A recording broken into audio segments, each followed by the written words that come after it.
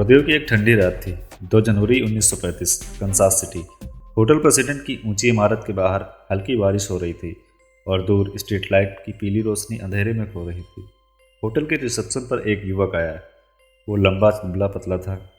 उसके कपड़े सामान्य थे। उसने अपना नाम रोलेंड टी ओवेन बताया और एक कमरा मांगा। रिसेप्शनिस्ट ने उसे कमरा नंबर 1046 की चाबी दी। रोलैंड अजीब था। न ज़्यादा बातें करता था, न कोई सामान लाया था। सिर्फ एक टूथब्रश और एक छोटा सा ब्रश। होटल के स्टाफ ने उसकी अजीब हरकतें नोटिस की, लेकिन कोई सवाल नहीं किया। अगले दिन सफाई करने वाली महिला ने जब दरवाजे पर दस्तक दी, तो अंदर से एक धीमी गंभीर आवाज़ आई, हाथ अंदर आ सकती हो लेकिन लाइट मत जलाना। महिला ने अंदर झांका। कमरा लगभग अंधेरे में डूबा था। बस एक टेबल लैंप जल रहा था और रोलैंड चुपचाप बेड पर लेटा गहरी सोच में डूबा था। तभी फ़ोन की घंटी बजी। रोलैंड ने धीमे से रिसीवर उठाया और फुसफुसाते हुए कहा, डॉन, मैं नहीं चाहता। महिला को समझ पाती, इससे पहले उसने फ़ोन रख दिया। लेकिन यह डॉन कौन था, यह कोई नहीं जानता। अगली रात होटल के स्टाफ ने कुछ अजीब नोटिस किया। कमरा 1046 का फ़ोन बार बार रिसीवर से गिर रहा था।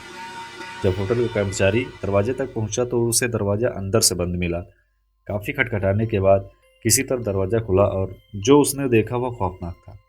कमरे के अंदर चारों तरफ खून के धब्बे थे, फर्श पर, दीवारों पर, यहाँ तक कि बाथरूम में भी। रोलैंड बेड के पास पड़ा था।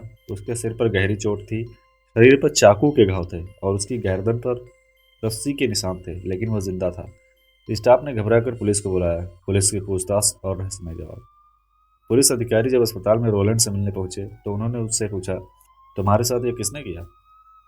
रोलैंड की सांसें धीमी थी। उसने फुसफुसाते हुए जवाब दिया, कोई नहीं, मैं बाथटब से टकरा गया था।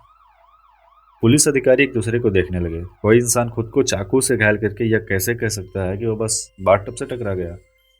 रोलैंड ज़्यादा देर तक जिंदा नहीं रहा। उसकी रहस्यमयी मौत के बाद पुलिस ने उसकी पहचान निकालने की कोशिश की, लेकिन ऐसा कोई इंसान कभी अस्तित्व में था ही नहीं।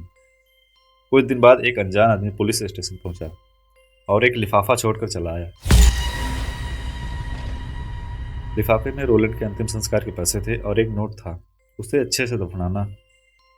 लेकिन भेजने वाले का कोई नाम नहीं था। आज भी इस मामले से जुड़े कई अनसुलझे सवाल हैं। रोलैंड की असली पहचान क्या थी?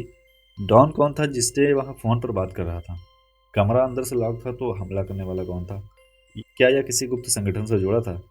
90 साल बीतने के बाद भी आज कमरा 1046 का रहस्य पुलिस के लिए पहेली बना हुआ है।